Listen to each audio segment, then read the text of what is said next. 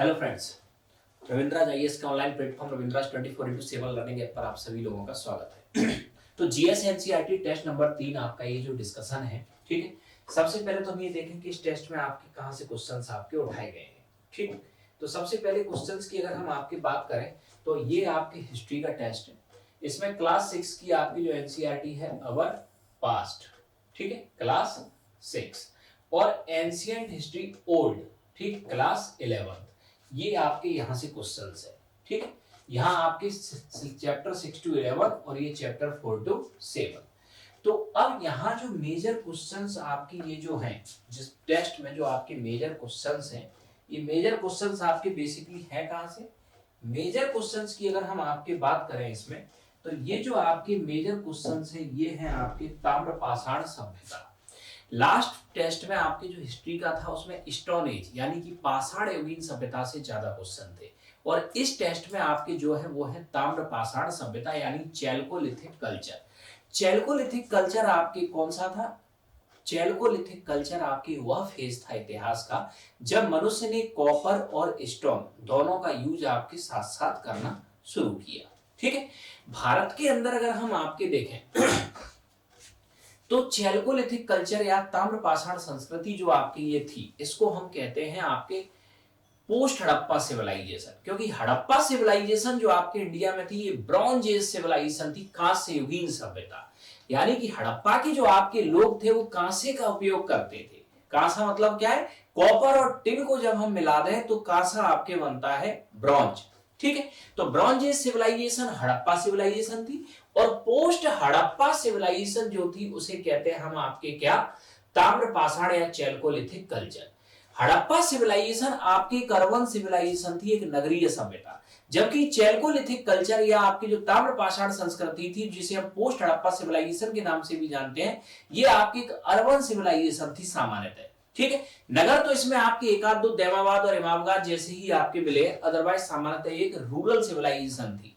Harappa civilisation हमारे यहाँ जो आपके विस्तृत थी, हड़प्पा सिविलाइजेशन का विस्तार आपके हुआ था कहां? नॉर्थ वेस्ट में, ये हड़प्पा सिविलाइजेशन का विस्तार था।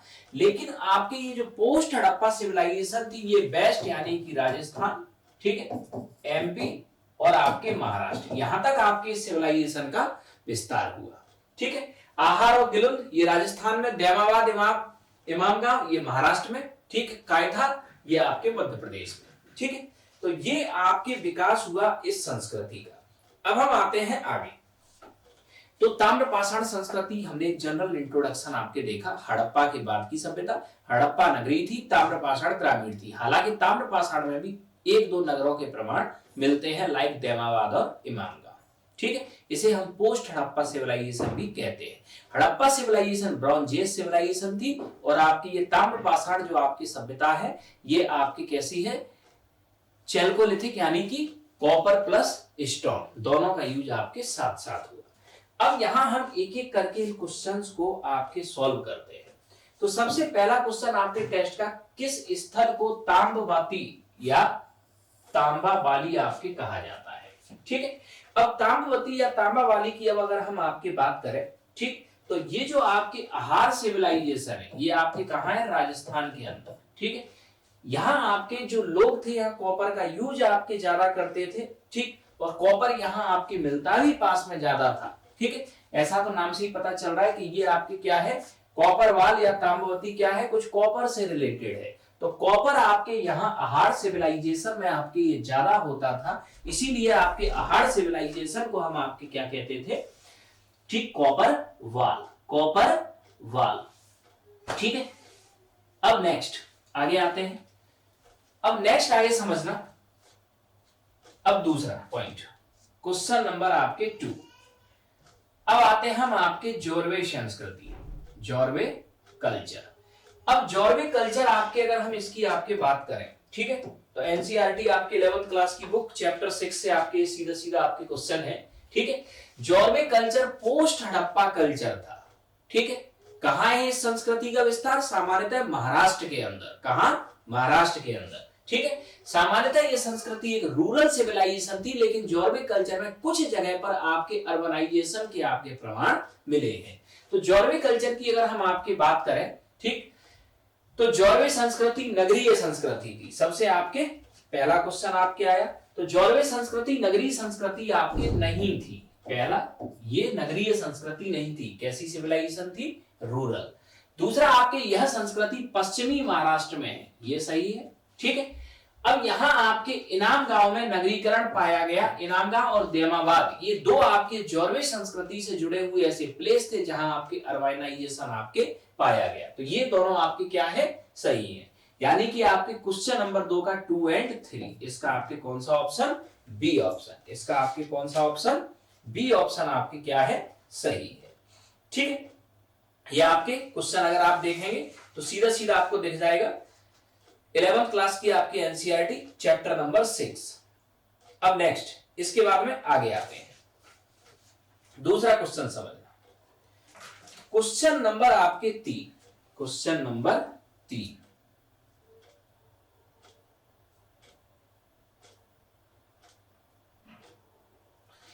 क्वेश्चन नंबर 3 की अगर हम आपकी बात करें तो ताम्रपाषाण काल के संदर्भ में आपके विचार करें।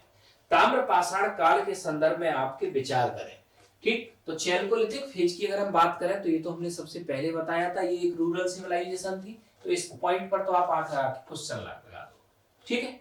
अब इसके बाद में नेक्स्ट आगे आते हैं। मध्य और पश्चिमी भारत की मालवा ताम्रपाषाण संस्कृति की एक विलक्षणता है कि मालवा मृदभांड जो ताम्रपाषाण मृदभांड में आपके उत्कृष्ट माना गया है।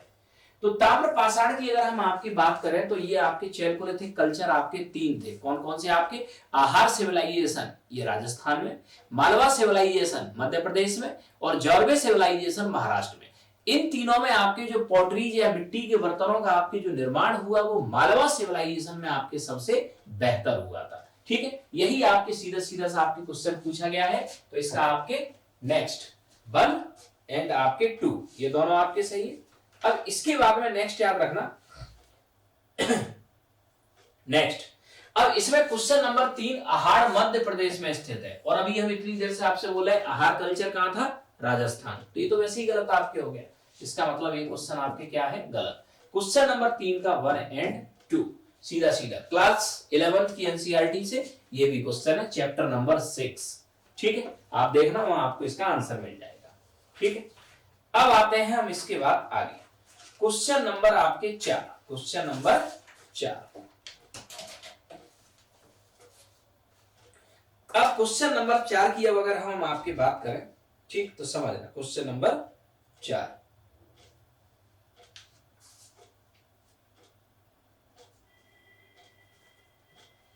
अब नेक्स्ट, अब क्वेश्चन नंबर 4 की अगर हम आपकी बात करें तो नेक्स्ट, ताम्रपाषाण काल के संदर्भ में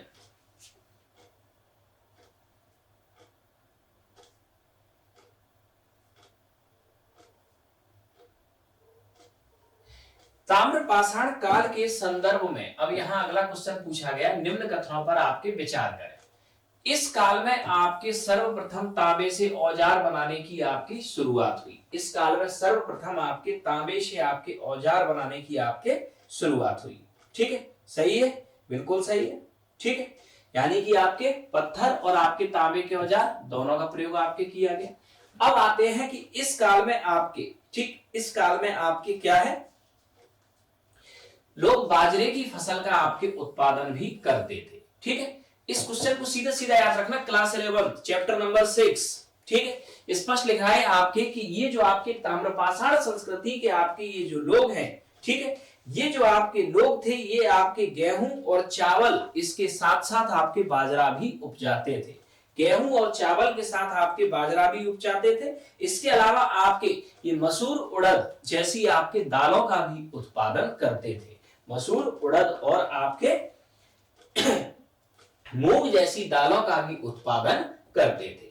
तो इसका मतलब आपके क्वेश्चन नंबर 4 में 1 एंड 2 बोथ आर राइट, ठीक। 4 में आपके 1 and 2 both are right, both are right. अब आते हैं हम इससे आगे क्वेश्चन नंबर 5। क्वेश्चन नंबर 5, अब क्वेश्चन नंबर 5 की अगर हम आपके बात करें, अब नेक्स्ट आते हैं क्वेश्चन नंबर 5 पे।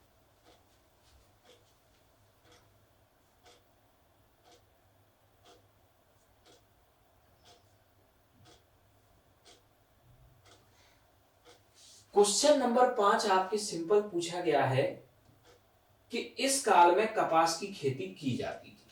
ठीक, तो कपास की बात करें तो ये ताम्र पाषाण आपकी संस्कृति है, ये ब्रॉन्ज एज सिविलाइजेशन के बाद है, हड़प्पा के बाद। तो कपास की खेती तो पहले भी आपके होने लगी थी, तो ये तो आपके निर्विवाद रूप से सत्य है कि कपास की खेती की जाती थी।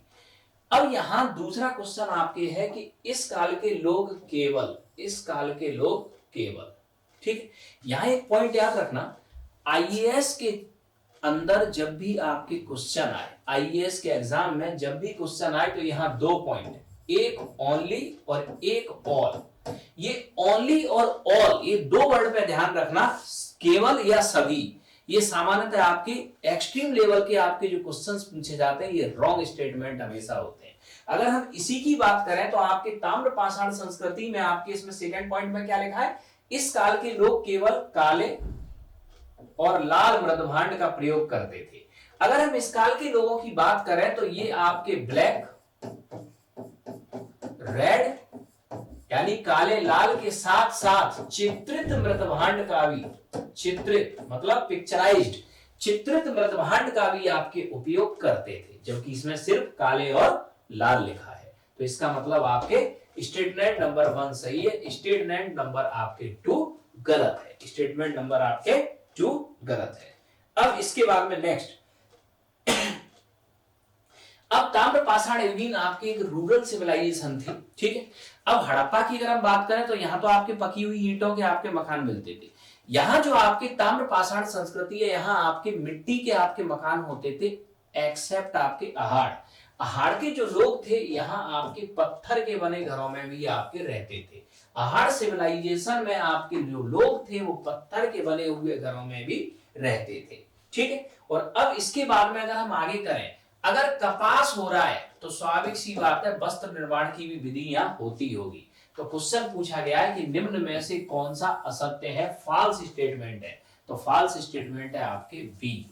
कौन सा स्टेटमेंट? बी। बाकी का ए, सी और डी ये तीनों सही है। ए, सी और डी ये तीनों स्टेटमेंट आपके सही है, ठीक है। अब आगे समझना,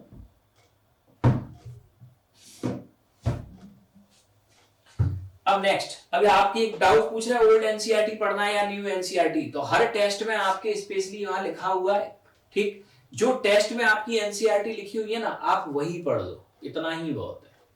अब नेक्स्ट, इसके बाद में आगे समझना, क्वेश्चन नंबर आपके 6।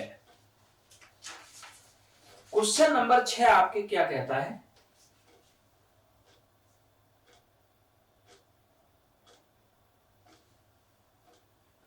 क्वेश्चन नंबर 6 कहता है महाजनपद फेज का टैक्सेशन सिस्टम। अब टैक्सेशन सिस्टम की अगर हम आपकी बात करें तो टैक्सेशन सिस्टम आपके क्या था, ठीक। टैक्सेशन सिस्टम में आपके सबसे पहला पशुपालकों को जानवरों या उनके उत्पाद के रूप में कर देना पड़ता था। तो आपके जो पशुपालक थे, एनिमल हस्बेंड्री करते थे, वो या तो आपके दूध, मक्खन, घी, ठीक है, या आपके पूरा जानवर, ये टैक्स के रूप में देते थे। ये बिल्कुल सही है आपके, ठीक है। व्यापारियों को आपके सामान खरीदने बेचने पर कर देना पड़ता था, ये भी आपके बिल्कुल सही है, ठीक। आखिटक और संग्राहक कर से पूर्ण मुक्त थे, ये आपके मुक्त नहीं थे, इनको आपके कर देना पड़ता था किस रूप में, फॉरेस्ट प्रोडक्ट के रूप में। फॉरेस्ट प्रोडक्ट, फॉरेस्ट प्रोडक्ट मतलब वन उत्पाद, इनको भी वन उत्पाद के रूप में आपके क्या देना पड़ता था, कर देना पड़ता था।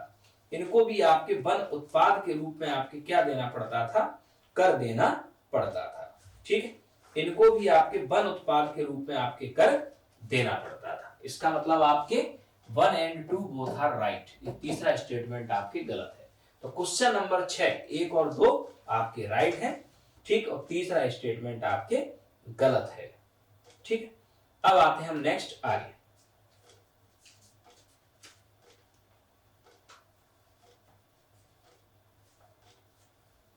अब नेक्स्ट,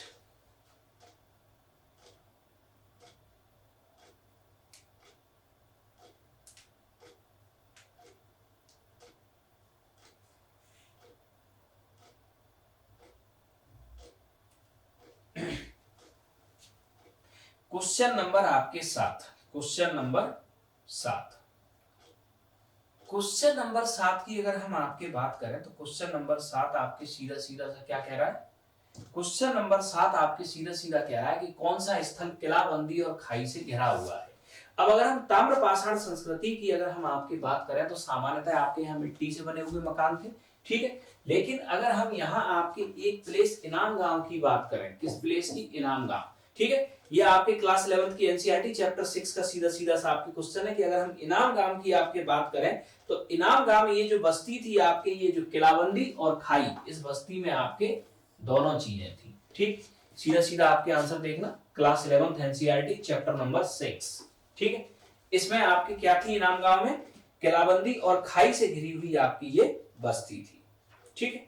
इसके बाद में नेक्स्ट आपके अगला क्वेश्चन, ये बड़ा ही सरल टेस्ट है, आपके डायरेक्ट क्वेश्चन है आपके इस टेस्ट में, इसमें ज्यादा आपके घुमाया नहीं गया है।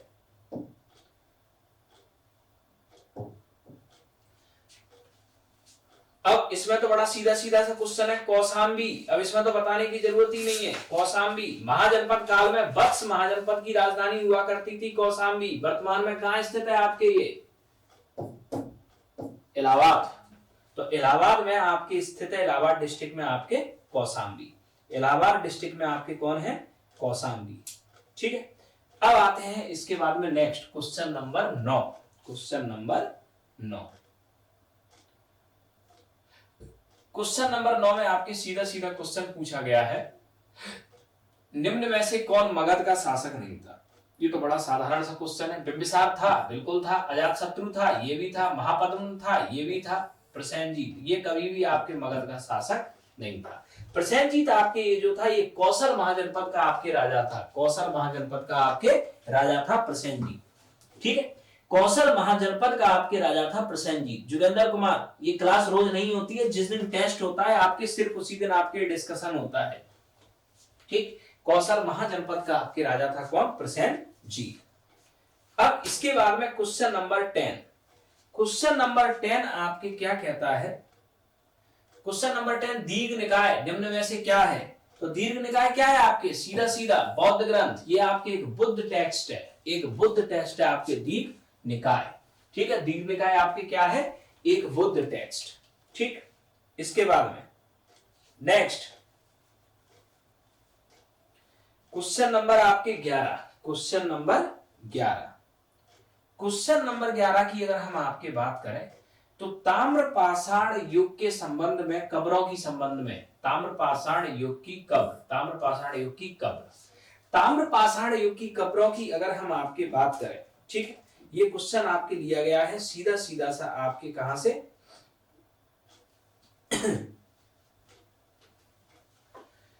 Class 11 chapter number 6।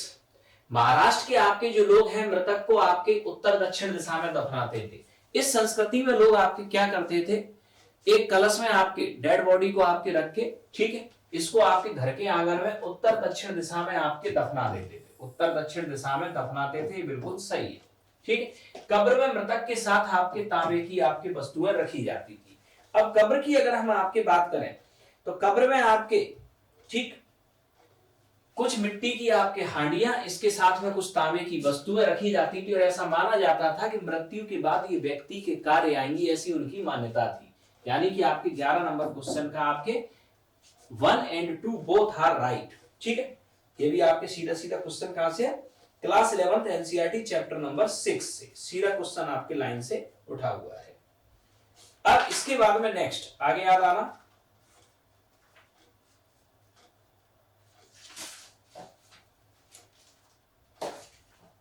ताम्रपाषाण धार्मिक विश्वासों के संदर्भ में कौन सा कथन सही है? इस काल के लोग मात्र देवी की पूजा करते थे, बिल्कुल करते थे, बिल्कुल सही बात है, ठीक है।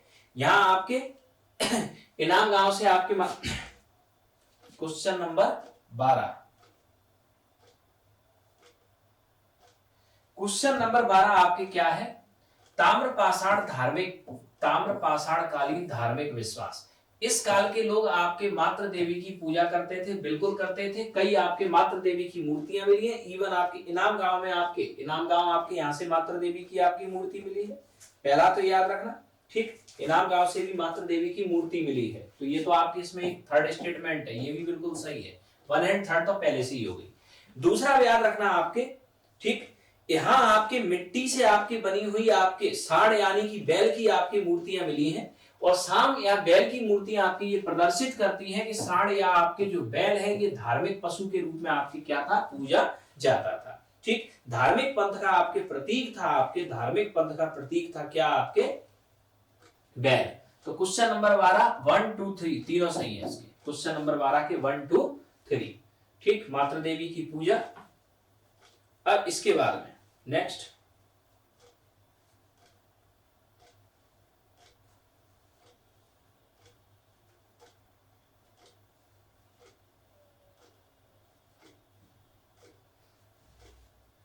अगला point, question number 13। Question number 13, अजात शत्रु बज्जी संघ पर आक्रमण करना आपके चाहता था। Question number 13। ठीक है, तो क्वेश्चन नंबर अगर 13 की अगर हम आपकी बात करें तो ये क्वेश्चन नंबर 13 आपके क्या कहता है, अजात शत्रु बज्जी संघ पर आपके आक्रमण करना आपके चाहता था। ये क्वेश्चन है आपके सीधा सीधा आपके किससे, 6th क्लास की आपकी एनसीईआरटी से। किससे है, 6th क्लास की एनसीईआरटी से। ठीक है, ये ध्यान रखना। अब इस क्वेश्चन की अगर हम आपकी बात करें, ठीक है, तो नेक्स्ट यहां आगे याद रखना, जो आपसे पूछा गया है क्वेश्चन,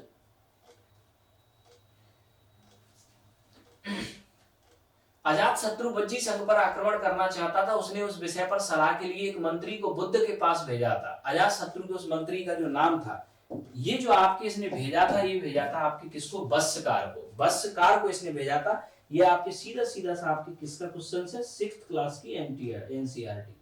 किसका है, 6th क्लास की आपकी एनसीईआरटी का। ठीक, ये ध्यान रखना। अब नेक्स्ट आगे आते हैं।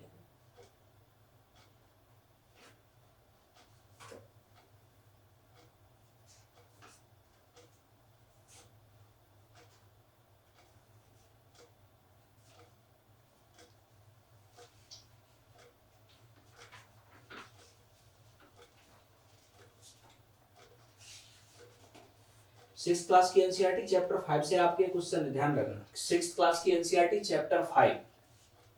अब नेक्स्ट अगला पॉइंट याद रखना, क्वेश्चन नंबर 13 के बाद question number 14। Question number 14, question number 14 ये भी 6th क्लास की एनसीईआरटी से आपके क्वेश्चन है। निम्नलिखित में से कौन सा कथन जैन सिद्धांत के अनुरूप है। जैन का आपके प्रमुख फोकस है अहिंसा के ऊपर। बिल्कुल सही है, आपके जैनों का प्रमुख फोकस किस पे, अहिंसा पे।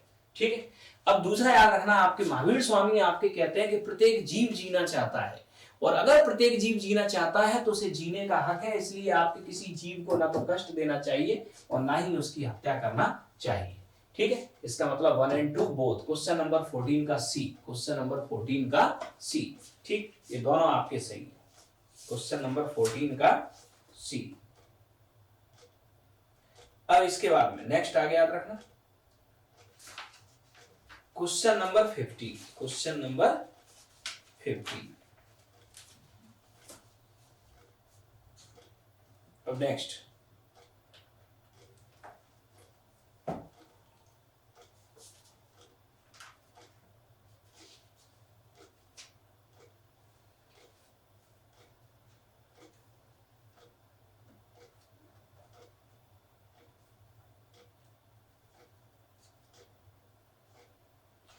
अब क्वेश्चन नंबर 15 है आपके, जो है क्या कहता है ये समझ लो। सूची 1 को सूची 2 से आपके सुमेलित करें। ठीक, इसमें समाधान विधियां आपकी, समाधान विधियां यानी कि बरियल मेथड्स की आपके बात की गई है। तो बरियल मेथड्स की अगर हम आपकी बात करें तो आपके यहां याद रखना, बरियल मेथड्स में, बरियल मेथड्स आपके ये जो है, ये है 11th क्लास की एनसीईआरटी चैप्टर नंबर 6 से आपके सीधा सीधा आपके क्वेश्चन है। ठीक है, अगर बरियल मेथड की आपकी बात करें तो आपके सबसे पहले आपके क्वेश्चन दक्षिण भारत, दक्षिण भारत में आपके पूरब पश्चिम।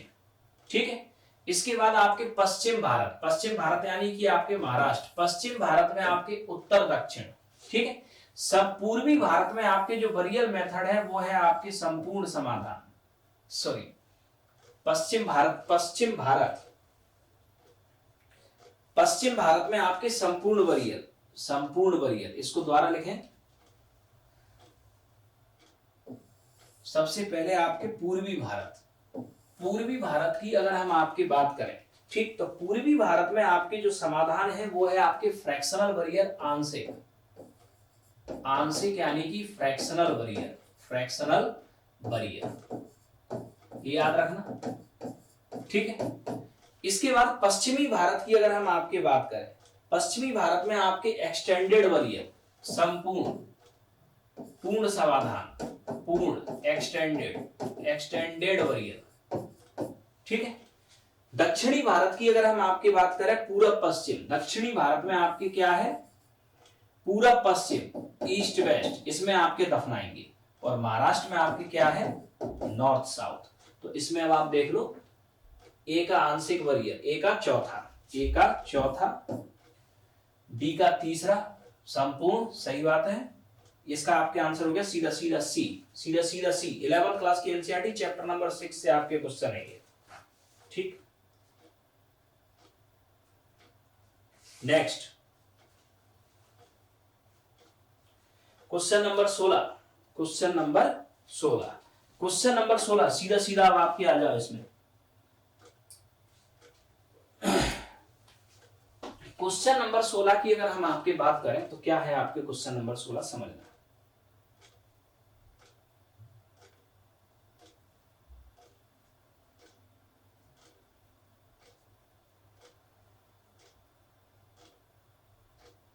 क्वेश्चन नंबर आपकी 16 कहता है कि इस काल में आपकी सामाजिक असमानता पाई जाती थी, इस काल में आपकी सामाजिक असमानता पाई जाती थी, ठीक। तो अब अगर हम सामाजिक असमानता की अगर हम बात करें तो यहाँ आपकी दो चीजों से हमें सामाजिक असमानता दिखाई पड़ती है। दो चीजों से कैसे, एक बड़े घर, एक छोटे घर, एक आपके थोड़े से पक्के या मजबूत घर, एक कम मजबूत घर। दूसरा आपके समाधान की जो विधियां थी, समाधान की विधियों में आपके किसी में महंगे सामान आपके कब्र के अंदर थे व्यक्ति के साथ, किसी में सस्ते सामान थे। तो ये तो सीधा सीधा सा क्लियर है, डिस्क्रिमिनेशन था, ठीक। समाज में अमीर और गरीब का भेदभाव था, समाज में उच्च वर्ग और निम्न वर्ग का भेदभाव था। इसका मतलब आपकी सामाजिक असमानता समाज में थी। अब दूसरा इसमें यह है कि इस काल में सरदार का घर पूर्वी टीले पर बना होता था। ये सीधा सीधा से 11th क्लास की एनसीईआरटी चैप्टर नंबर 6 से आपके क्वेश्चन उठाया गया है कि सरदार का जो आपके घर था ये बस्ती के केंद्र में बना होता था, केंद्र में। कहां बना होता था, केंद्र में। तो ये क्वेश्चन है आपके गलत, एक है इसका सही, इसका आंसर केवल वन, ठीक। तो सरदार का आपके जो घर था वो आपके कहां था, बस्ती के केंद्र में, ठीक है। अब नेक्स्ट क्वेश्चन नंबर 16 के बाद आपके क्वेश्चन नंबर 17, क्वेश्चन नंबर 17।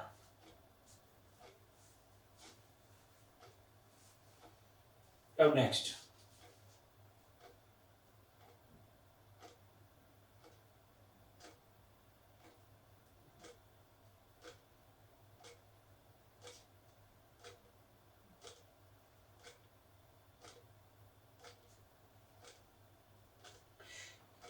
अगला question 17, question number 17। Question number 17 सीधा सीधा सा आपके ये कहता है, ठीक, क्या कहता है, 11th क्लास की एनसीईआरटी चैप्टर नंबर 6 से क्वेश्चन है, किस संस्कृति को हड़प्पा संस्कृति से पृथक माना जाता है, किस संस्कृति को आपके हड़प्पा संस्कृति से आपके पृथक माना जाता है, ठीक है। अब नेक्स्ट सीधा सीधा सा अब हम देखें, अब हड़प्पा संस्कृति से अगर हम पृथक संस्कृति की आपकी बात करें तो मालवा संस्कृति, ये हमने आपको सीधा सीधा सा बताया था, पोस्ट हड़प्पा, पोस्ट हड़प्पा। जोरवे संस्कृति, पोस्ट हड़प्पा, ये दोनों आपके चैल्कोलिथिक है, चैल्कोलिथिक, ठीक है। अब कायथा और गणेश्वर आपके कहें तो ये आपके हड़प्पा की समकालीन आपके संस्कृति मानी जाती है, हड़प्पा के समकालीन, हड़प्पा के समकालीन। तो सीधा सीधा इसका आपके क्या है, 1 and 2 बी, मालवा संस्कृति और जोरवे, ठीक। मालवा और जोरवे, मालवा और जोरवे दोनों क्या है, पोस्ट हड़प्पा, और इसमें आपके पूछा गया है हड़प्पा से अलग। और ये आपकी कायथा और गणेश्वर में आपके हड़प्पा के समकालीन आपके संस्कृतियों के आपके प्रमाण पाए जाते हैं, समकालीन संस्कृतियों के आपके प्रमाण पाए जाते हैं। अब इसके बाद में नेक्स्ट आते हैं क्वेश्चन नंबर आपके 18, क्वेश्चन नंबर 18।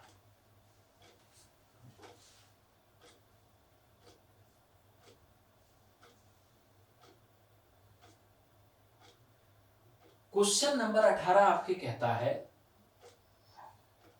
कि ताम्र पाषाण काल के संदर्भ में निम्नलिखित आपके कथनों पर विचार करें। करें विचार। कौन सा कथन आपके पूछा गया है? असत्य। सबसे पहले तो हम इस पर टिक लगा लें, हमें ढूंढना कौन सा है? असत्य, बाकी सब छोड़ दो। ठीक। अब कुछ स्टेटमेंट वन आपके पूछा गया है, इस काल में कायथा और एरण, इस काल में आपकी कायथा और एरण, ठीक, ये आपकी क्या थी? किलेबंदी थी। तो अभी हमने आपको बताया कायथा, एरन और इनामगाम, ये तीन आपकी जो बस्तियां थी इनमें आपकी किलेबंदी थी, कायथा, एरन और इनामगाम। इस काल में अनाज उत्पादन में क्षेत्रीय समानता थी। तो इसमें तो आप बिल्कुल ये दिमाग लगा लो, अनाज उत्पादन में तो क्षेत्रीय समानता न तो कभी हिस्ट्री में हो सकती, ना प्रेजेंट में हो सकती, ना फ्यूचर में। अनाज का उत्पादन एक क्लाइमेटिक कंडीशन और वहां की सॉइल कंडीशन के ऊपर डिपेंड करता है, और ये आपके हर 50 किलोमीटर पे कंडीशन चेंज होगी, तो ये हो ही नहीं सकता, इसमें हिस्ट्री में जाना ही नहीं है आपको। इसमें तो सीधा सीधा आप ज्योग्राफी लगाओ, ये संभव ही नहीं है। नर्मदा टोली, अब नर्मदा टोली की अगर हम बात करें तो आपकी ये मध्य प्रदेश में है, नर्मदा नदी के तट पर, बिल्कुल सही है। इस काल के लोग लेखन कला नहीं जानते थे, इस काल के लोग लेखन कला नहीं जानते थे, तो ये भी बिल्कुल सही है। ठीक, इस काल के लोग आपके लेखन कला नहीं जानते थे। ठीक है, ये ध्यान रखना। अब आते हैं इसके आगे। तो इसका मतलब इसमें क्या हुआ? पूछा क्या है आपके, कौन सा कथन असत्य है? तो यही हो गया आपके बी, क्वेश्चन नंबर 18 का बॉम्बे। क्वेश्चन नंबर 18 का बॉम्बे। क्वेश्चन नंबर आपके 19, क्वेश्चन नंबर 19, निम्नलिखित में से किस युग को कैल्कोलिथिक आपके युग कहा जाता है? ताम्रपाषाण संस्कृति, जब आपके तांबा प्लस पत्थर यानी कि कॉपर प्लस स्टोन दोनों का यूज आपकी होने लगा था। इसमें कुछ सोच रही नहीं। Question number 19 copper plus stone. Question number 20, question number 20, question number 20 में एक तरफ दिए हैं आपके प्लेस, एक तरफ आपके दिए हैं प्लेस, एक तरफ दिए हैं कल्चर, एक तरफ प्लेस और एक तरफ आपके कल्चर। ठीक है। अब सबसे पहले हम बात करें देवाबाद। देवाबाद आपके कहां था? महाराष्ट्र। कौन सी संस्कृति थी? जोरवे। एरण, एरण की बात करें तो कौन सी संस्कृति है? एरण, एरण में कौन सी थी? मालवा, मालवा कल्चर। कालीबंगा किस संस्कृति से था? हड़प्पा। गिलुंद ताम्रपाषाण संस्कृति। मिला लो, ए का तीसरा, ए का तीसरा, बी का दूसरा, सी का पहला, डी का चौथा। 3 2 4 1, जो भी आंसर आप देख लो। 20वें का क्वेश्चन नंबर 20वें का 3 2 4 1, 3 2 1 4, सॉरी। क्वेश्चन नंबर 20 का आपके आंसर सी। क्वेश्चन नंबर 20 का आंसर आपके क्या होगा? सी। क्वेश्चन नंबर 20 का आपके सी।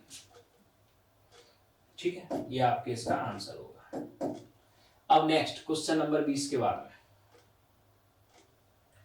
Question number 21, question number 21, question number 21 की अगर हम आपकी बात करें तो क्या कहता है आपके क्वेश्चन नंबर 21? क्वेश्चन नंबर 21 कहता है आपके बुद्ध ने दुख का कारण आपकी तृष्णा यानी इच्छा को बताया। बिल्कुल सही है।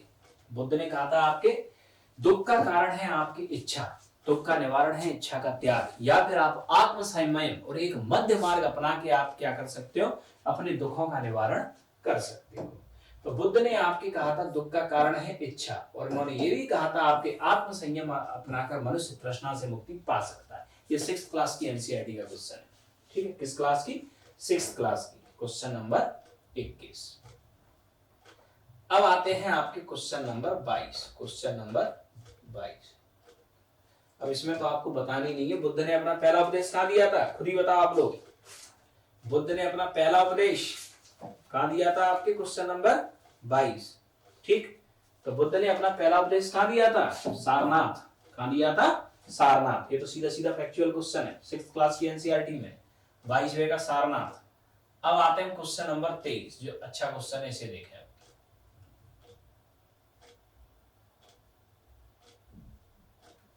क्वेश्चन नंबर 23 आपके ये कहता है कि साधारण जनता भी महावीर और उनके अनुयायियों की शिक्षा को समझ सके। बिल्कुल सही है, समझ सके, सही बात है।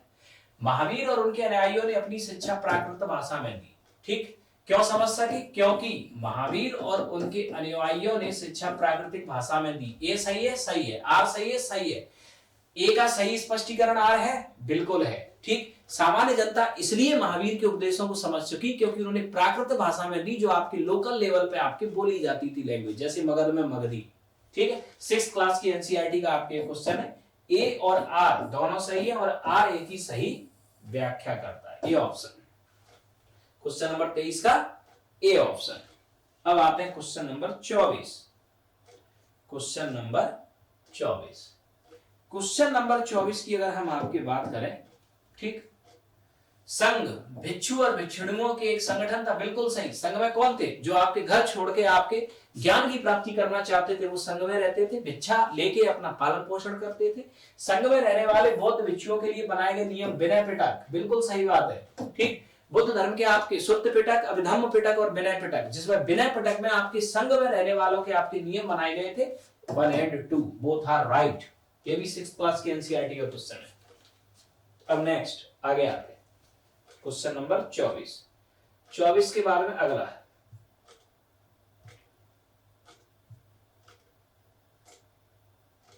अब इसमें देखना क्वेश्चन नंबर 25। संघ में पुरुष और स्त्रियों के रहने के लिए अलग व्यवस्था थी, बिल्कुल सही बात है, दोनों के लिए अलग व्यवस्था थी। सभी व्यक्ति संघ में प्रवेश ले सकते हैं, ले सकते थे। संघ में प्रवेश के लिए बच्चों को अपने माता पिता से अनुमति लेनी होती थी, सही बात है। विवाहित स्त्रियों को संघ में प्रवेश लेने के लिए अपने माता पिता से अनुमति, माता पिता से नहीं, इनको लेनी होती थी पति से। किससे लेनी होती थी? पति से। जो विवाहित स्त्रियां थी उन्हें पति से अनुमति लेनी होती थी। स्टेटमेंट हो गया गलत। कौन सा है? इसमें पूछा क्या है? बौद्ध संघ के संदर्भ में सही नहीं है, तो बिल्कुल सही नहीं है, डी ऑप्शन। ठीक, क्या आंसर हो गया इसका? D option. डी ऑप्शन ये आपके सही नहीं है। विवाहित स्त्रियों को संघ में प्रवेश के लिए माता पिता से नहीं, पति से अनुमति लेनी पड़ती थी। क्वेश्चन नंबर 25 का D option. Question number 26, next question, question number 26। ये 6th क्लास की एनसीईआरटी क्वेश्चन है सारे। क्वेश्चन नंबर 26, कुछ शैलकृत गुफाएं, शैलकृत गुफाएं चट्टानों से निर्मित बिहार कहते हैं। ये बौद्ध भिक्षु आपके क्या होते थे? ये जब अपना उपदेश देते थे, ठीक, तो सामान्यतः आपके जब बरसात के दिन होते थे तो ये आपकी चट्टानों में जो गुफाएं होती थी उनमें आपके रुक जाते थे। ठीक है, बिहार बौद्ध भिक्षुओं की आपकी शरण स्थली है, जो बाद में निवास स्थल में आपकी परिवर्तित हो गया, बिल्कुल सही बात है।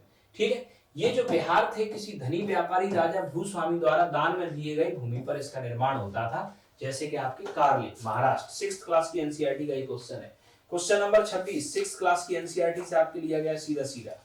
क्वेश्चन नंबर 26 किससे? 6th क्लास की एनसीईआरटी से। ठीक है, ये आपके शरण स्थली थी किसकी? बौद्ध भिक्षु और भिक्षुणियों की। और बिहार जो आपके बनते थे, बिहार जो बनते थे, ये जमीनदार या तो राजा देता था या कोई व्यापारी आपके या भूमि स्वामी आपके देता था। ठीक है, क्वेश्चन नंबर 26। क्वेश्चन नंबर 26 में 1 and 2 both are right, 1 and 2 both are right, C. Question number 26 का सी, क्वेश्चन नंबर 26 का सी। अब इसके बाद में आपके question number 27। Question number 27 Bharat में आपके आश्रम व्यवस्था बताता है। हमारे हिंदू धर्म में जो आपके आश्रम व्यवस्था आपके बताई गई है, आश्रम व्यवस्था सबसे पहले ब्रह्मचर्य। हमने आपके पूरे जीवन को आपके कितने साल का बांटा? 100 साल का। 100 साल की अगर हम आपकी बात करें तो जो ब्रह्मचर्य है वो आपके 0 से 25 साल एवरेज। ठीक, गृहस्थ है 25 से 50, वानप्रस्थ है 50 से 75 और संन्यास है आपके 75 से कितना? 100। अब इस आश्रम में आपके देखें तो ब्रह्मचर्य आश्रम, ये क्या था आपके? ब्रह्मचर्य में आपके 4 नंबर पॉइंट, यानी कि सादा जीवन बिताकर वेदों का अध्ययन। गृहस्थ में आपके विवाह कर गृहस्थ रूप में रहना, वानप्रस्थ में जंगल में रहकर साधना करना और संन्यास में आपके सब कुछ त्याग कर सन्यासी बनना। 4 1 2 3 इसका आंसर बी। ठीक, ये हिंदू धर्म में आपकी जो आश्रम व्यवस्था है आपकी, ठीक, हिंदू धर्म में आपके जो आश्रम व्यवस्था है। क्वेश्चन नंबर 22, बुद्ध का उपदेश सारनाथ में था। कंफ्यूज मत करो, सारनाथ में था आपके। ठीक है, पीडीएफ आपको ऐप के ऊपर मिल जाएगा इस टेस्ट का। ठीक है, ऐप के ऊपर इस टेस्ट का पीडीएफ मिल जाएगा, आप ऐप से ले सकते हो। अब 27 के बाद आपके next question number 28, question number 28।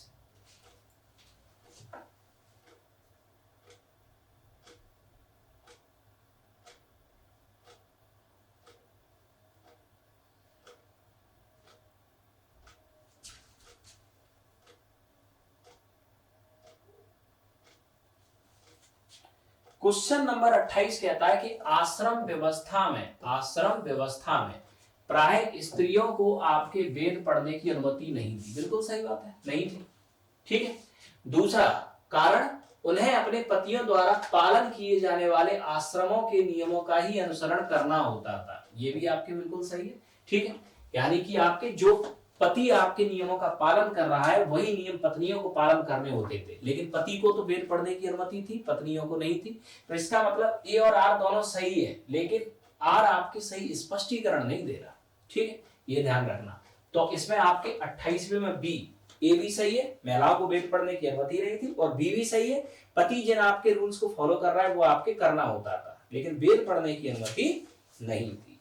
वेद पढ़ने की आपकी अनुमति नहीं थी, वेद पढ़ने की आपकी अनुमति नहीं थी। अब आते हैं क्वेश्चन नंबर 29, क्वेश्चन नंबर 29।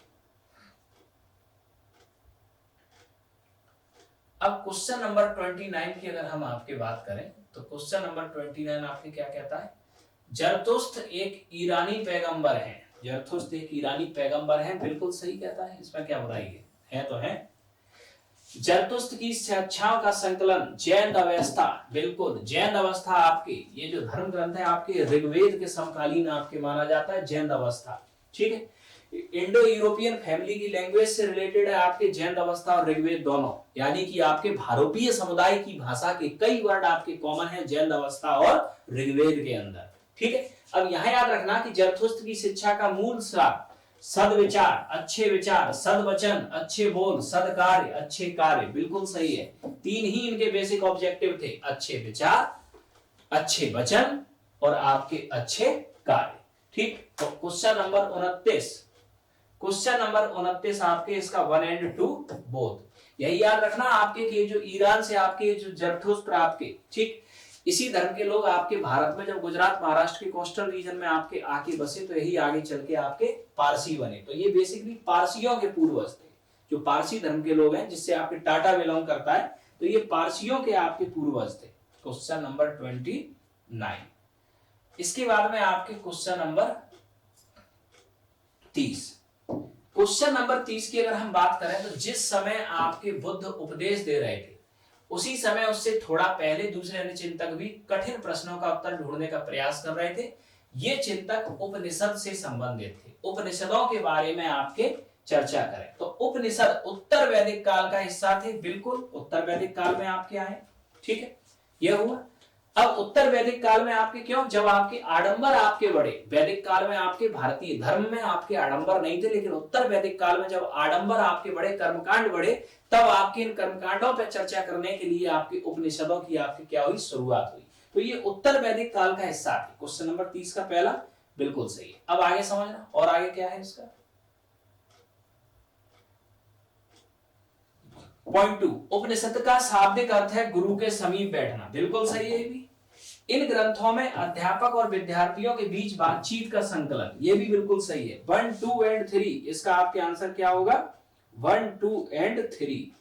इसमें आपके उपनिषद वाले में आपके 1, 2 and 3 तीनों ऑप्शन सही है। इसमें 1, 2 and 3 तीनों ऑप्शन आपके क्या है? सही है। क्वेश्चन नंबर 30 1, 2, 3 तीनों ऑप्शन सही है।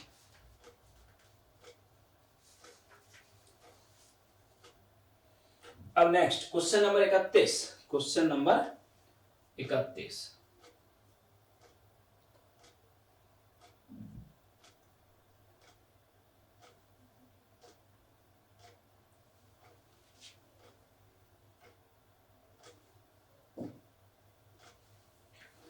अब नेक्स्ट क्वेश्चन नंबर 31, इस पे आते हैं हम लोग।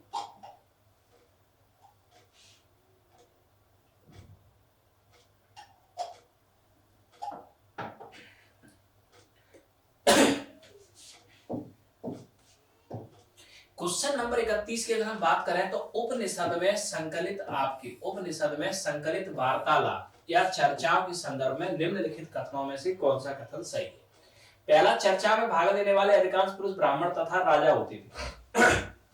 तो सबसे पहले उपनिषदों की आपके चर्चा में आपके जो भाग लेने वाले जो आपके ज्यादातर जो आपके लोग थे, ठीक है, ये आपके कौन थे? ज्यादातर लोग ये आपके थे ब्राह्मण या फिर राजा। ये बिल्कुल सही है, बिल्कुल सही है। ये आपके 6th क्लास की एनसीईआरटी का क्वेश्चन है। इनमें कभी कभी गार्गी जैसी स्त्री विचारकों का उल्लेख, ये भी बिल्कुल सही बात है। गार्गी आपके एक विद्वान महिला थी जो राज दरबारों में आपके वाद विवाद में भाग लिया करती थी, ये सही है बिल्कुल। निर्धन व्यक्ति भी इस तरह के आपके वाद विवाद में बढ़ चढ़कर हिस्सा लेते थे, ठीक। निर्धन व्यक्ति आपके ऐसे वाद विवादों में आपके बढ़ चढ़कर हिस्सा नहीं लेते थे, ठीक, क्योंकि निर्धनों की आपकी समस्या ये है कि सबसे पहले उन्हें अपनी पेट की भूख मिटानी है, ठीक। ज्ञान की सारी बातें तब शुरू होती हैं जब आपके पेट की भूख आपके पूरी होती है। ये ध्यान रखना कि जितने भी महापुरुष हुए हैं सब एलीट क्लास से हुए, चाहे आपके बुद्ध हो चाहे महावीर हो। अगर ये किसी गरीब के घर पैदा हुए होते तो ये ज्ञान तो बहुत दूर की बात है, ये सिर्फ अपना ये सोचते कि रोजी रोटी का जुगाड़ कैसे हो, ठीक है। तो जितनी भी आइडियोलॉजी निकलती है ना, आइडियोलॉजी हमेशा एलीट क्लास के वहां से निकलती है, ठीक है, ये ध्यान रखना।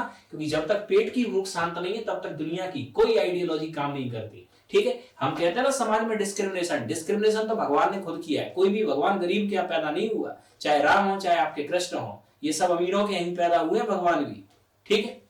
अब नेक्स्ट,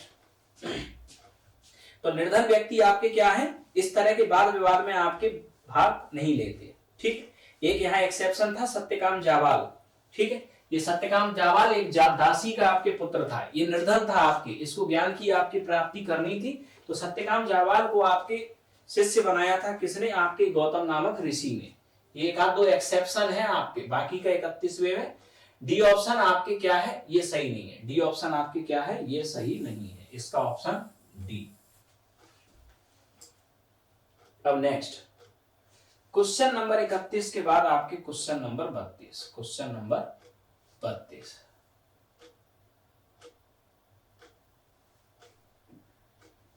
क्वेश्चन नंबर 32 6th की एनसीईआरटी से। जैन धर्म का समर्थन व्यापारियों द्वारा किया गया, बिल्कुल किया गया है। किसानों के लिए जैन धर्म के नियमों का पालन अत्यंत कठिन है क्योंकि उन्हें फसल की रक्षा के लिए कीड़ों मकोड़ों को मारना पड़ता है। जैन धर्म अहिंसा पे पूरा जोर देता है, ठीक। जैन धर्म कहता है प्रत्येक जीव को जीने का अधिकार है, उसको मार नहीं सकते, ठीक। और अगर ये किसान आपके, अगर ये हल भी चलाएंगे, किसान अगर हल चलाएंगे, जैन धर्म में हल चलाना भी आपके गुनाह है, हल भी नहीं चला सकते। और बिना हल चलाए तो खेती नहीं हो सकती। हल चलेगा तो उसमें चींटियां मरेंगी, कुछ और जीव भी मरेंगे, ठीक है। तो किसान नहीं कर सकते जैन धर्म का पालन, बिल्कुल सही बात है, ठीक है। बाद में आपके उत्तर भारत के साथ साथ जैन धर्म का विस्तार आपके गुजरात, तमिलनाडु और कर्नाटक में हुआ, बिल्कुल सही है। वर्तमान में उपलब्ध जैन धर्म की शिक्षाएं उत्तर प्रदेश के कुशीनगर नामक स्थान पे आपके लिखी गई। ये तो कुशीनगर आपके आ गया, तो यहाँ तो जैन से कोई लेना देना ही नहीं है, ठीक है। ये तो आपके बुद्ध से लेना देना है। जैन धर्म की बेशक जो आपकी शिक्षाओं का संकलन आपके जो हुआ था, ये हुआ था बल्लभी गुजरात। जैन संगीति का आपके जो हुई थी वो कहाँ हुई थी? बल्लभी गुजरात में आपके हुई थी, जहां जैन धर्म की आपकी प्रमुख शिक्षाएं लिखी गई। तो क्वेश्चन नंबर 32 का आपके क्या होगा आंसर? कौन सा कथन सही नहीं है? कौन सा कथन सही नहीं है? तो कौन सा सही नहीं है? डी। ये डी कथन आपके सही नहीं है, ठीक है। अब आते हैं question number 33। Question number 33, question number 33, Harappa संस्कृति। हड़प्पा संस्कृति की अब हम आपके बात करें तो हड़प्पा संस्कृति कैसी संस्कृति थी समझ लो। फर्स्ट अर्बन कल्चर, बिल्कुल सही बात है। लिपि चित्रात्मक, ठीक। लिपि की अगर हम बात करें तो हड़प्पा की लिपि को आज तक पढ़ा नहीं गया है, ठीक है। और ये आपके चित्रात्मक लिपि थी, पिक्टोरियल, बिल्कुल सही, पिक्टोरियल लिपि थी।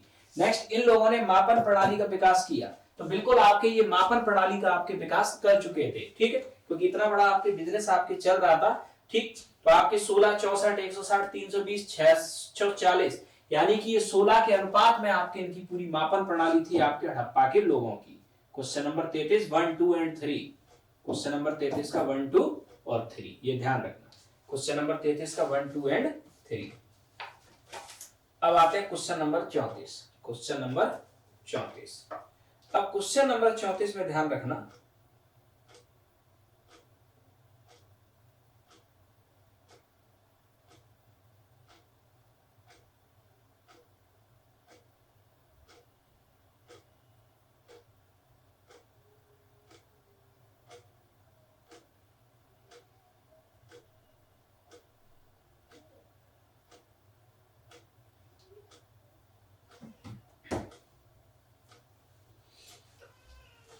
क्वेश्चन नंबर आपके 34।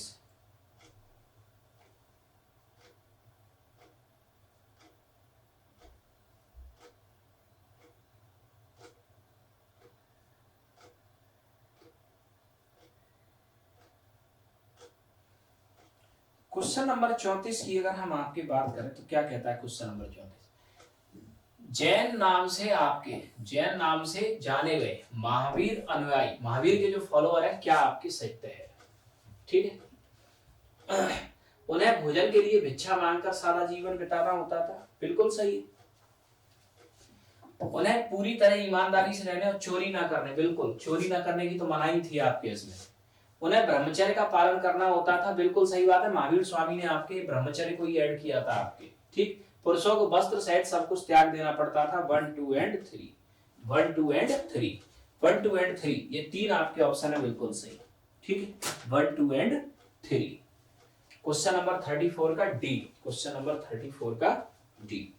अब आते हैं इससे आगे।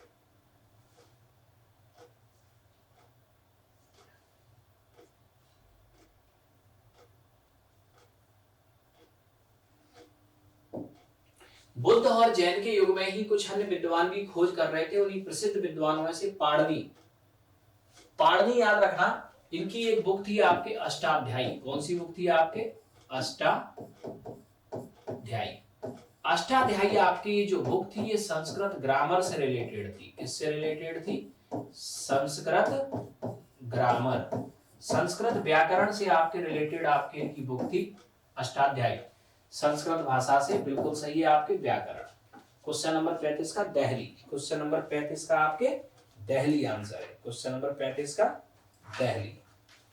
अब आते हैं क्वेश्चन नंबर आपके 36, क्वेश्चन नंबर 36।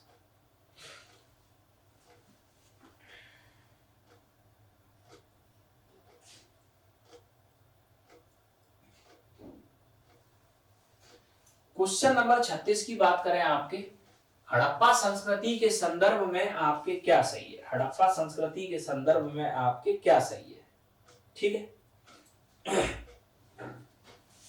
हड़प्पा संस्कृति के संदर्भ में पहला पशुपति, पशुपति इस काल का महत्वपूर्ण देवता था।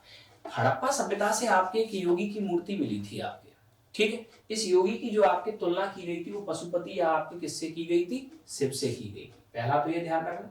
दूसरा आपके लिंग पूजा के भी आपके प्रमाण हड़प्पा संस्कृति से मिले और आगे चलते लिंग पूजा भगवान शंकर की पूजा के रूप में आपके स्थापित हुई। तो इसका मतलब ये तो सही था, बिल्कुल सही है। इस काल के लोग कांसा निर्माण विधि जानते थे, तो ये तो ब्रॉन्ज एज सिविलाइजेशन है, तो कांसा की शुरुआत यहीं से हुई थी। यह संस्कृति अश्व केंद्रित थी। हड़प्पा के लोगों को घोड़ों का ज्ञान नहीं था। हड़प्पा संस्कृति के लोगों को घोड़ा का ज्ञान नहीं था। नॉर्थ वेस्ट इंडिया में पहली बार घोड़ों का जो प्रयोग आपके देखा गया वो देखा गया आर्यंस में, और आर्य हड़प्पा के बाद आए थे, आर्य हड़प्पा के बाद आए थे, ठीक है। तो आपके यहाँ हड़प्पा संस्कृति में लोगों को घोड़ों का ज्ञान नहीं था। क्वेश्चन नंबर 36, क्वेश्चन नंबर 36 में आपके 1 2 सही है, तीसरा आपके गलत है। क्वेश्चन नंबर 36 में 1 और 2 सही है, तीसरा आपके गलत है, सॉरी। क्वेश्चन नंबर 36 में क्या है? 1 और 2 बोथ आर राइट।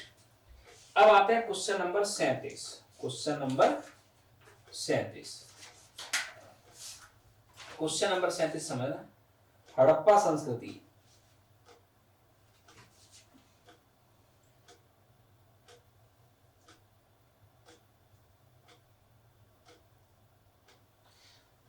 हड़प्पा संस्कृति के धार्मिक प्रथा के संदर्भ में कौन सा कथन सत्य नहीं है? सत्य नहीं है। इस संस्कृति के लोग मातृ देवी की पूजा करते थे, बिल्कुल। लिंग और योनि पूजा के प्रमाण यहाँ मिले हैं, यानी कि मातृ देवी की कई मूर्तियां यहाँ मिली हैं। इससे ये सिद्ध होता है कि मातृ देवी की आपके पूजा करते थे। प्रकृति पूजा करते थे आपके हड़प्पा के लोग, वृक्ष और पशु पूजा, ठीक। यानी कि आपके यहाँ कुवड़ वाला सांड मिला है, उसकी पूजा के प्रमाण, पीपल की पूजा के प्रमाण ये मिले हैं। इस काल में पूजा अर्चना के लिए मंदिरों का निर्माण कराया गया, ये बिल्कुल गलत है। हड़प्पा काल में मंदिर थे ही नहीं। हड़प्पा काल में भारत में आपके या इस मंदिर नहीं थे। दूसरा याद रखना कि हड़प्पा के जो लोग हैं ये भूत प्रेत पर विश्वास करते थे और उनसे बचने के लिए ताबीज पहनते थे, ये सही है। इसका मतलब कौन सा कथन आपके सत्य नहीं है? ये सी ऑप्शन, हड़प्पा काल में आपके मंदिर नहीं थे, ठीक।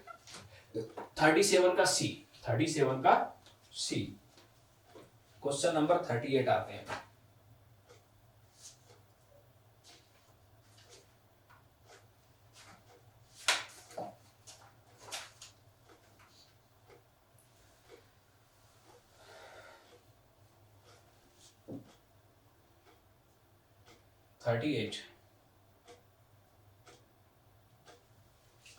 अनेक स्थानों से अशोक के शिलालेख मिले, निम्न में से किस स्थान से अशोक के शिलालेख प्राप्त हुए हैं? ठीक है, तो अब इसमें अगर हम देखें आपके अशोक के शिलालेख, ठीक है, तो कंधार बिल्कुल आपके प्राप्त हुए हैं, सही बात है। ब्रह्मगिरी यहाँ से भी आपके प्राप्त हुए हैं, जौगढ़ यहाँ से भी प्राप्त हुए हैं, गिरनार यहाँ से भी प्राप्त हुए, लुम्बिनी यहाँ से भी प्राप्त हुए। 1 2 3 4 5 पांचों सही है। ये तो फैक्चुअल क्वेश्चन है, आपको याद करना पड़ेगा सीधा सीधा।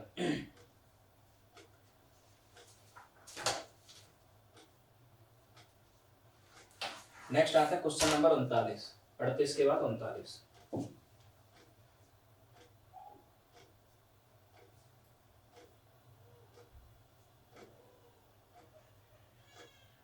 क्वेश्चन नंबर आपके 39।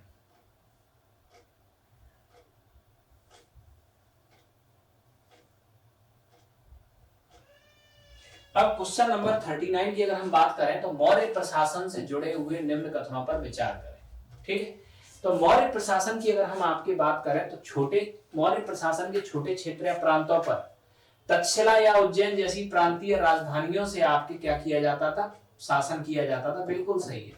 यानी कि जो मौर्य प्रशासन था ये आपके 5 प्रांत में था, हर प्रांत की आपके एक राजधानी थी। इन राजधानियों में आपके मौर्य प्रशासन के राजकुमार को राज्यपाल बना के भेजा जाता था और वो राज्यपाल आपके इन राजधानियों में बैठ के वहां की जनता पर शासन करता था और उन आपके प्रांतों के ऊपर अपना नियंत्रण यानी कि मौर्य साम्राज्य का नियंत्रण स्थापित करता था। ठीक है, मौर्य शासक आवागमन के लिए महत्वपूर्ण मार्ग और नदियों पर नियंत्रण रखते थे, ये बिल्कुल सही बात है। प्रदेशों में रहने वाले लोग मौर्य अधिकारियों को नजराना देते थे, ये भी बिल्कुल सही बात है। 1 2 और 3 क्वेश्चन नंबर 39 का 1 2 3 क्वेश्चन नंबर 39 का 1 2 और 3 1 2 और 3 तीनों सही है। ठीक, अब इसके बाद में नेक्स्ट आता है क्वेश्चन नंबर 39 के बाद 40, क्वेश्चन नंबर 40।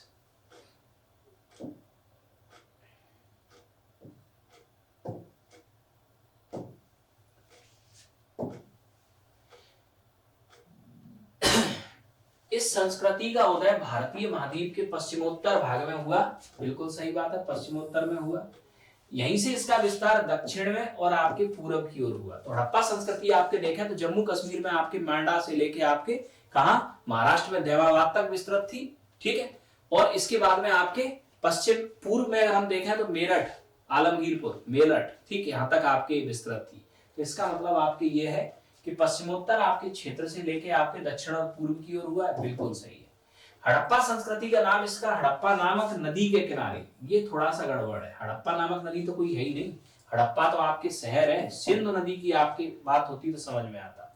धौलावीरा और राखीगढ़ी हड़प्पा संस्कृति की तीनों अवस्थाएं, प्राक हड़प्पा, हड़प्पा कालीन और उत्तर हड़प्पा, ये बिल्कुल सही है। धौलावीरा और राखीगढ़ी आपके दो ऐसे क्षेत्र हैं जहां से आपके प्री हड़प्पा, पोस्ट हड़प्पा और हड़प्पा तीनों सिविलाइजेशन के आपके क्या है अवस्थाएं आपकी मिलती हैं। ठीक है, क्वेश्चन नंबर 40 का 1 और 3, क्वेश्चन नंबर 40 का 1 और 3, इसका आंसर ये 1 और 3 बी। अब आते हैं question number 41, question number 41।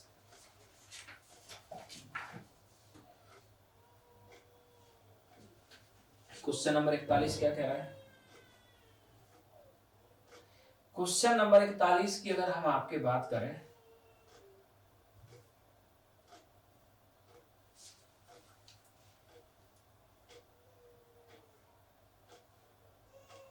Question number 41 आपके हड़प्पाकालीन स्थल और आपके राज्य, हड़प्पाकालीन स्थल और राज्य। तो ये तो आप सीधा सीधा आप समझ लो, रंगपुर गुजरात, कालीबंगा राजस्थान, ठीक है, राखीगढ़ी हरियाणा, मोहनजोदड़ो सिंध प्रांत पाकिस्तान, सिंध प्रांत पाकिस्तान। ठीक है, तो लगा लो आंसर इसका 41। ए का गुजरात चौथा, बी का राजस्थान पहला, राखीगढ़ी हरियाणा दूसरा। ठीक है, नेक्स्ट आपके क्या बचा है? डी मोहनजोदड़ो सिंध 3, 4123 4123 कौन सा आंसर है देख लो 4123 ये रहा आंसर, ये सही है। और आगे आते हैं, ठीक है। क्वेश्चन नंबर 41, क्वेश्चन नंबर 41 के बाद आपके क्वेश्चन नंबर 42।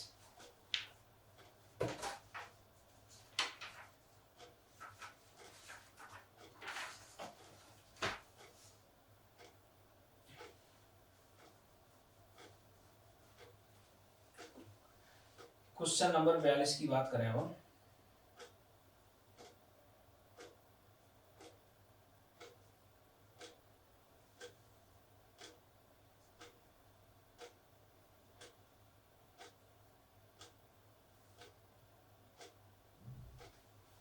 क्वेश्चन नंबर आपके 42 क्या कह रहा है, क्वेश्चन नंबर 42 आपके कह रहा है हड़प्पा संस्कृति के संदर्भ में निम्नलिखित कथनों पर विचार करें।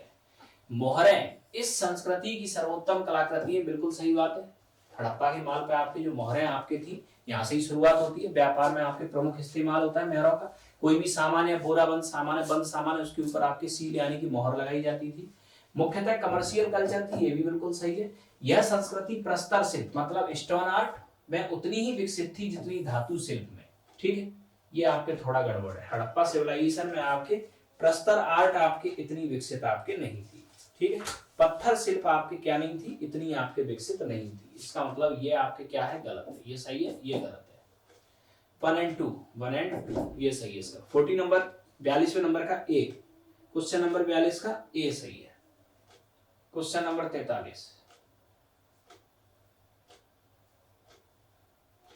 क्वेश्चन नंबर 43 सीधा सीधा सा पूछा है, हड़प्पा संस्कृति समकालीन पश्चिमी एशिया की संस्कृति से आपके भिन्न थी। हड़प्पा संस्कृति और पश्चिमी एशिया, वेस्टर्न एशिया में इसकी जो आपकी समकालीन संस्कृति थी, लाइक आपके मेसोपोटामिया, ठीक है। कैसे? हड़प्पा के पास नगर योजना की ग्रिड पद्धति थी। ग्रिड पद्धति यानी कि ऐसे ये सड़कें आपके कहां समकोण पे आपके काटती थी हड़प्पा संस्कृति की, ठीक है। पश्चिम एशिया में तो अव्यवस्थित नगर थे, कोई भी कहीं भी फैल गया आपके स्टारफिश की तरह। इनकी लिपि भाव चित्रात्मक थी, पिक्टोरियल लिपि थी। पश्चिम एशिया की ऐसी कोई लिपि नहीं थी। जल निकासी प्रणाली विशिष्ट प्रकार की थी, ठीक। यहाँ क्या होता था कि सारे घरों की नालियां आपकी बड़ी नाली में मिलती थी और बड़ी नाली बड़े नालों में मिलती थी और इस तरह से आपकी जल निकासी थी, ठीक है। और आपके पश्चिम एशिया की जो जल निकासी थी वो उत्तर प्रदेश बिहार की कॉलोनियों की तरह थी, कहीं भी पानी निकाल दो, ठीक है। तो इसका मतलब आपके क्या है, ए बी उपयुक्त सभी, डी ऑप्शन। 43वें का डी, 43 का आपके D option. Question number 44, question number 44,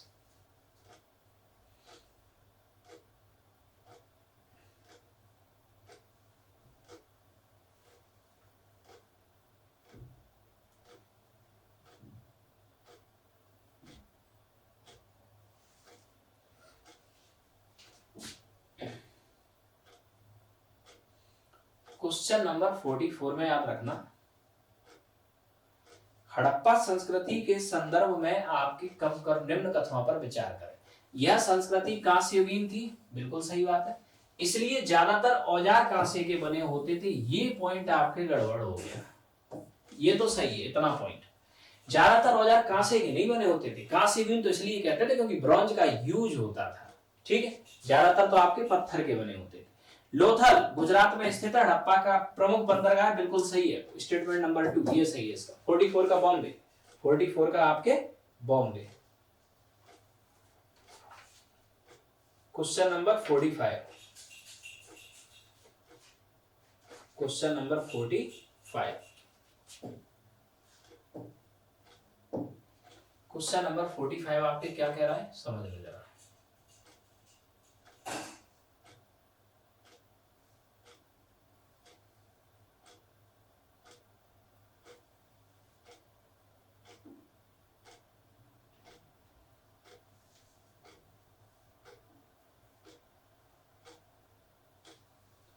question number आपके 45 कहता है, हड़प्पा संस्कृति के संदर्भ में निम्न कथनों पर विचार करें। इसका क्षेत्र समकालीन मिस्र और मेसोपोटामिया संस्कृति से बड़ा था, बिल्कुल सही है।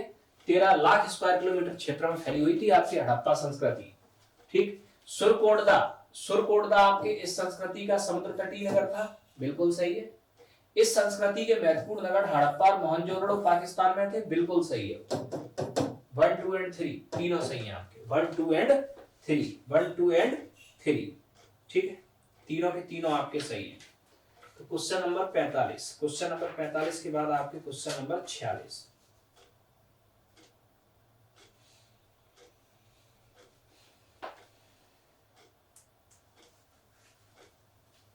क्वेश्चन नंबर 46 समझना।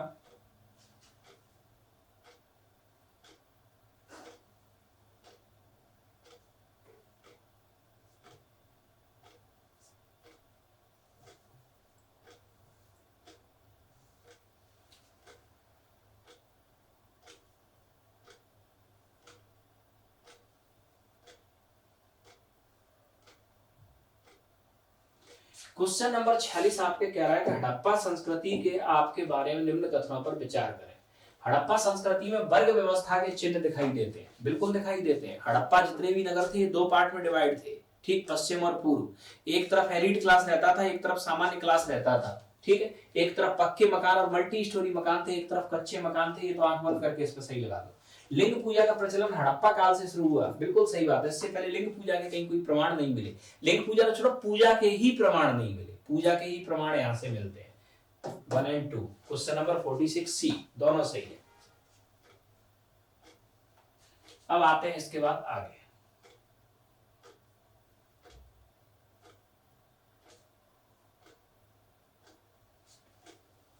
क्वेश्चन नंबर आपके 47 आपके क्या कहता है, निम्न में से आपके कौन सा कथन आपके असत्य है, कौन सा कथन असत्य है। अब क्वेश्चन नंबर 47 की अब हम आपकी बात करें तो देखो, इस संस्कृति के लोग चावल का उत्पादन करते थे, बिल्कुल करते थे। उत्तर हड़प्पा काल में अग्नि पूजा की परंपरा चली, इसके लिए मंदिर, जहां ये मंदिर आ गया वहां को सोचनी नहीं, क्वेश्चन गलत कर दो, ये स्टेटमेंट गलत है। हड़प्पा में तो मंदिर बने ही नहीं थे, ठीक है। इस काल में शिल्प कला उन्नत थी, जिससे मृदभांड को चिकने और चमकीले, ये भी सही है। मध्य एशिया से व्यापार करने के लिए उत्तरी अफगानिस्तान में बस्तियों की स्थापना, ये उत्तरी अफगानिस्तान तक सभ्यता फैली थी, ये भी सही है। कौन सा कथन असत्य पूछा है, तो असत्य कथन आपकी हो गया कौन सा, ये बी 47 का बॉम्बे, 47 का आपके बॉम्बे। अब आते हैं आपके 48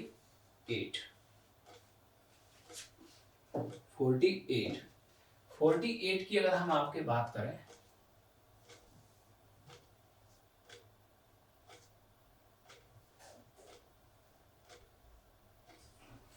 का सीधा सीधा सा आपके क्वेश्चन पूछा गया, ये तो डायरेक्ट फैक्चुअल क्वेश्चन है।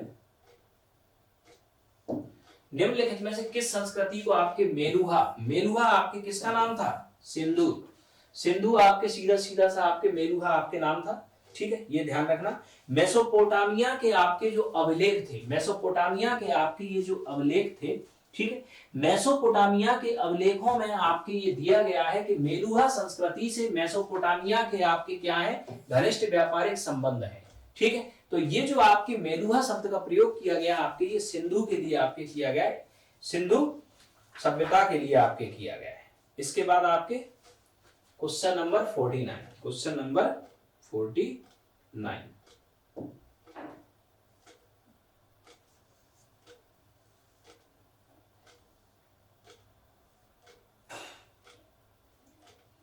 क्वेश्चन नंबर 49 आपके है, हड़प्पाई नगरों के संदर्भ में निम्नलिखित कथनों पर आपके विचार करें।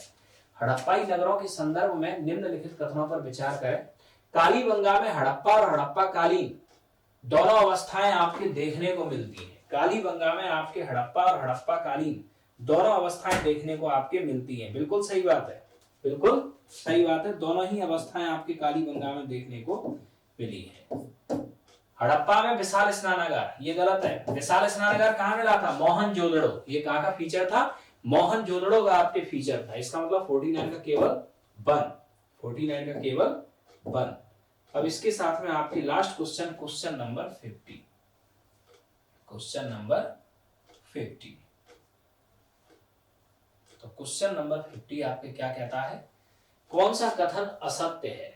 क्वेश्चन नंबर 50 आपके कहता है, हड़प्पा संस्कृति में से निम्नलिखित में से कौन सा कथन असत्य है। यह संस्कृति मात्र सत्तात्मक, अब यहां याद रखना, मात्र सत्तात्मक की जगह ये थी मात्र प्रधान, मात्र प्रधान।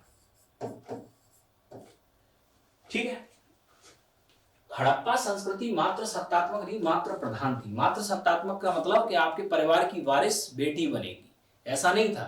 ठीक है, वारिस तो पुरुष ही बनते थे। मात्र प्रधान का मतलब महिलाओं की भूमिका प्रमुख थी यहाँ, और मात्र प्रधान संस्कृति होने के कारण ही इस संस्कृति में आपके युद्ध के प्रमाण नहीं मिलते। दूसरा, आपकी ये जो संस्कृति है इसमें मदर गॉडनेस की पूजा आपकी ये बताती है कि ये मात्र प्रधान आपकी संस्कृति थी, मदर का रोल महत्वपूर्ण आपके था। तो इसका मतलब ये स्टेटमेंट आपके गलत है। इस संस्कृति में सबसे महत्वपूर्ण पशु एक सींग वाला जानवर था, ये सही है। सिंधु प्रदेश के टेराकोटा आंख में पकी मिट्टी की मूर्तियां फिगरिन कहलाती थी। ये एनसीईआरटी सीधा सीधा से स्टेटमेंट लिखाई है। ठीक है, तो इसमें याद रखना 1 गलत है, 2 and 3, 2 and 3 both are right, 2 and 3 both are right. तो 2 एंड 3 की अगर हम आपकी बात करें तो बोथ आर आपके राइट स्टेटमेंट है। तो ये आपने देखा एनसीईआरटी का टेस्ट नंबर आपके 3 का डिस्कशन। ठीक है, इसके बाद में आपकी अगले टेस्ट का डिस्कशन नेक्स्ट टेस्ट के बाद मिलते हैं हम अगली बार। Thank you all of.